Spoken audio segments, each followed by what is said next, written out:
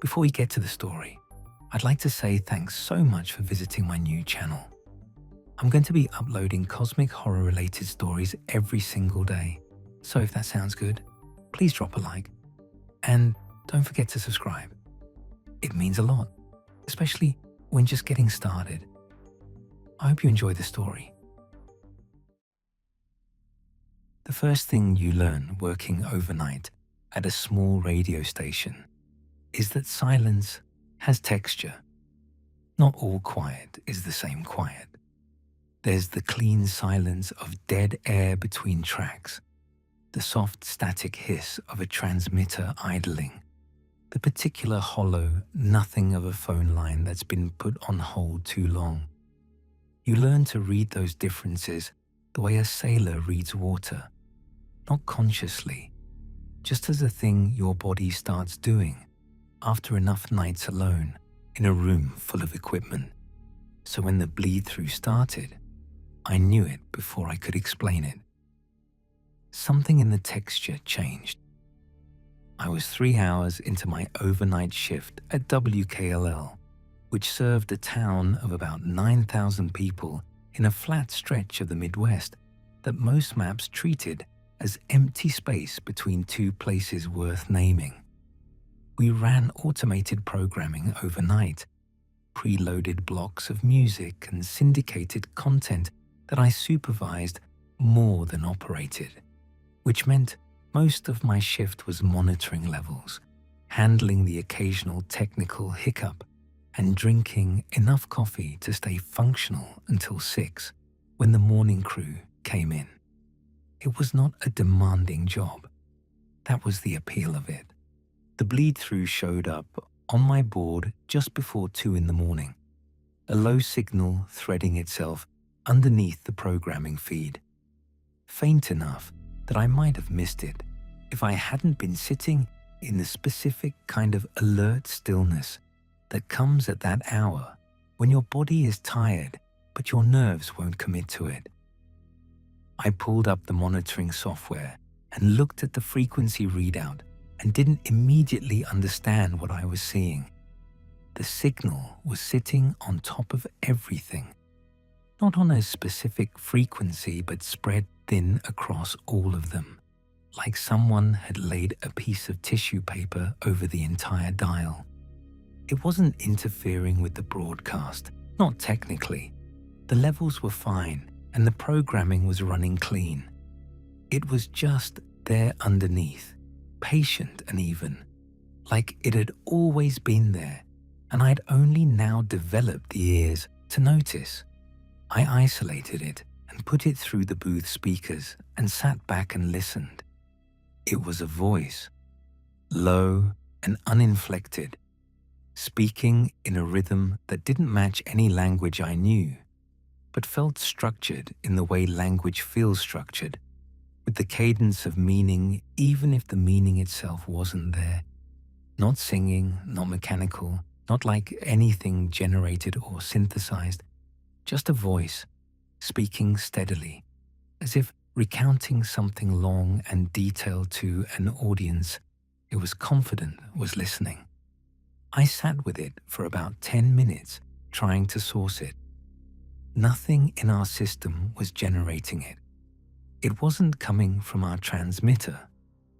When I checked the signal analysis, it was coming from outside, bleeding inward through the receiver infrastructure the way a strong local signal sometimes will when conditions are right.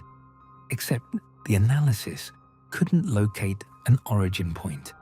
Every time the software tried to triangulate it, the result came back differently, like the source was moving, or like the concept of a fixed source didn't quite apply. I stepped outside to get some air and think about it. The parking lot faced the main street through town, and at 2 in the morning, it was empty and dark the way small town main streets get. Just the orange pools of streetlights and the closed fronts of businesses. Except on the far end of the street, a woman in a bathrobe was walking in the direction of the highway. Not hurrying, not stumbling, just walking with the even purpose of someone who knows where they're going. I watched her for a moment, told myself it wasn't my business, went back inside. 20 minutes later, I looked at the exterior camera feed and counted 4 more people on the street, all walking the same direction. I called the non-emergency line for the county sheriff and got a deputy named Ferris, who sounded like I'd woken him from something comfortable. I told him what I was seeing on the camera feeds. He was quiet for a moment. "We've had 3 calls in the last hour," he said. "People reporting family members getting up and leaving the house, walking toward the Tower Road." A pause. "You said this started with something on your equipment." I told him about the signal. He took my number and said someone would be in touch, and the way he said it made me think he wasn't sure anyone would be. I went back to the board, and the voice was still there, unchanged, unhurried. I recorded about 2 minutes of it onto a backup drive without knowing why exactly, just the instinct to document something before it disappeared. Then I pulled the station directory and looked for the name I'd been turning over since I first heard the signal, the name that had surfaced from some half-remembered conversation I'd had when I first took the job. Cavett. Someone had mentioned him when I asked about the towers, the original transmission infrastructure outside of town, an engineer who'd been involved in the build decades back. Someone said he still lived locally, that he never talked about the tower work, that he'd left the industry abruptly and hadn't gone back. It took me 15 minutes to find a number for him. It was listed under the name R. Cavett on an address out near the edge of town, the kind of listing that exists because the person never got around to removing it, rather than because they wanted to be found. He picked up on the 4th ring. He didn't sound asleep. "I know why you're calling," he said, before I'd gotten through my introduction. His voice was steady in the way that things are steady when they've been braced for a long time. I've been listening to it too. Rudell Cavett was in his late 70s, thin and precise in his movements, with the kind of face that had done a lot of weathering and come out the other side looking settled rather than worn. He opened his front door before I knocked, which meant he'd been watching for me, and he had his coat already on. He didn't offer coffee or small talk. He looked at me for a moment, assessing something, and then said, "You recorded it." It wasn't a question. I told him I had. "Good," he said. "Let's go." He talked on the drive out to the Tower Road, and the way he talked was the way people talk when they've been holding something for a long time and have finally reached the point where holding it is more work than letting it go. He'd been part of the original tower construction crew in the early 1970s, hired out of state by the Rural Broadcast Authority to lay the infrastructure for a 3-tower array that would serve the county. The land they built on had been donated by a local family, the Pruitts, who had farmed it for 2 generations and then abruptly sold everything and left the county inside of a year after the towers went up. Nobody had thought much of it at the time. During the final calibration tests, 3 weeks before the array went live, the signal had appeared, same as what I'd described, threading itself through every frequency, a voice with the structure of language and none of its content. It had run for 6 hours and then stopped. 2 members of the construction crew had walked off the site during those 6 hours and been found 2 miles out in the fields, standing still and facing the towers, and neither of them had any memory of leaving. The incident had been written up internally as equipment malfunction, signed off on by people with reasons to keep it quiet, and buried. Cavett had spent 30 years waiting for it to come back. "It runs on a long cycle," he said. "I don't know how long. Long enough that most of the people who were there the first time are gone now." He looked out the passenger window at the flat dark field going by. "It needed the towers to do this. That's what I couldn't figure out for years. Why it waited for us to build them. I think the towers are like a throat. It needed something to speak through." "What is it?" I asked. He was quiet for a long moment. "Something that was here before the town was," he said. "Before anything was, maybe. It comes through this area on whatever schedule it runs on, and it announces itself, and it waits to see who comes out to meet it." He paused. "I don't think it's malicious. I don't think it particularly cares about us one way or another. I think we're just small enough that the distinction doesn't register." The Tower Road was a 2-lane county road that ran straight west from the highway for about 4 miles before dead-ending at a service gate. There were 3 towers in the array, each about 200 feet tall, lit at the top with red aircraft warning lights that pulsed in slow sequence through the dark. The road leading to the gate was lined on both sides with people. Not a crowd, not a mob, just people standing at intervals in the grass along the road's edge, facing the towers, still and quiet in their coats and bathrobes and whatever they'd been wearing when they left their houses. Maybe 30 people, maybe more further back in the dark. Nobody was speaking. Nobody was moving. They had the quality of an audience waiting for something to begin. I stopped the car and got out and walked slowly along the edge of the road and looked at faces. Nobody looked distressed.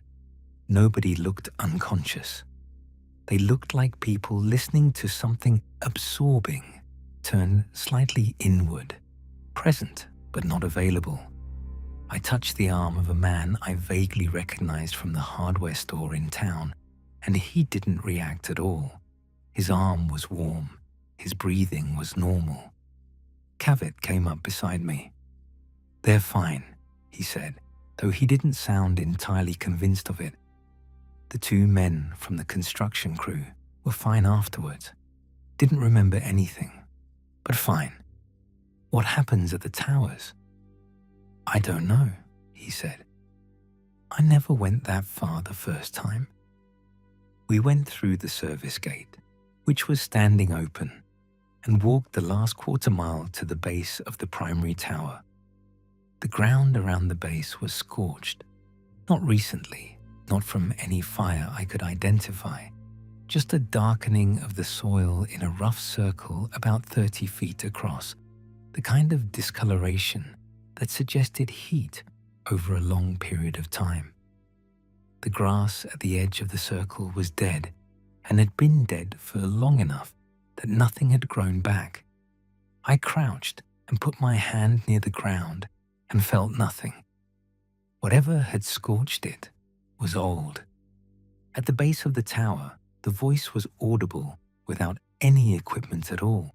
Not loud, not overwhelming, just present, coming from the tower structure itself, from the metal and the cables and the guy wires. The whole thing vibrating at a frequency just below the threshold of feeling it in your chest. The same cadence I'd heard on the studio monitors, steady and unhurried, speaking its long, unknowable account into the Midwest dark. Cavett stood at the edge of the scorched circle and didn't go further, and I stood next to him, and we both just listened for a while. There was a moment, standing there, when I almost understood it. That's the strangest part. and the hardest to explain. Not the words, there were no words, but the shape of what was being communicated, the way you sometimes grasp the emotional content of a piece of music in a language you don't speak. For just a few seconds, it felt like standing at the edge of something immeasurably large and being made briefly aware of your own position relative to it, tiny and temporary and entirely peripheral to whatever the actual story was. Then the moment passed and it was just metal and wire humming in the dark again. We stood there until the sky started changing color in the east. At 10 minutes before 6, the voice stopped. Not gradually, not with any fade or trailing off. It simply ended, mid-sentence by the sound of it, like a recording that's been cut. The towers went back to their ordinary electrical hum. The aircraft lights kept pulsing. The pre-dawn fields sat quiet and grey around us. Behind us, back along the road, I heard the soft sounds of people beginning to move. Confused voices, low and sleepy. The sounds of people waking up outside and not knowing how they got there. I drove Kaved home in the early morning light. He sat in the passenger seat looking out at the fields and didn't say much. When I pulled up to his house, he sat for a moment before getting out. "Is it done?" I asked. He thought about it. "That part is," he said. He opened the door and then paused. The first time it ran 6 hours. This time it ran almost 4. It's not weakening. He looked at me with the expression of someone delivering the actual news after a long preamble. "It's getting more efficient." He went inside. I drove back to the station and sat in the parking lot for a while as the town woke up around me. The morning crew would be in within the hour. The people from the road were presumably finding their way home, confused and cold and unhurt. The signal was gone from my board when I went back inside to check. Clean across every frequency, nothing but the regular morning programming queued and ready. I pulled up the recording I'd made and listened to 30 seconds of it and then stopped. I don't know why I stopped. Some instinct that listening to it alone, in a quiet room, in the full light of morning was a different thing than it had been in the dark, that the context that made it safe, if it had ever been safe, was gone now.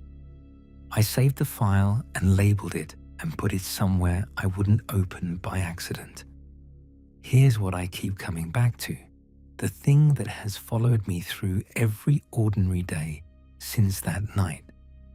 Cabot said it wasn't finished. He said it was getting more efficient, and I've been turning that over for weeks now. What efficiency means for something operating on a cycle that long, what it's optimizing toward, what the second part looks like after the first part ends this cleanly. The towers are still out there on the West Road. I drive past them sometimes. They look the same as they always did, red lights blinking in their patient sequence, nothing about them that would tell you anything. But lately, close to 2 in the morning, I've been catching something on the low end of the monitoring feed. Not the voice, not yet. Something quieter, something that feels more like the room being prepared than the performance beginning. Like whatever it is, it's almost ready to start again. And this time, I don't think it's going to wait until everyone is asleep.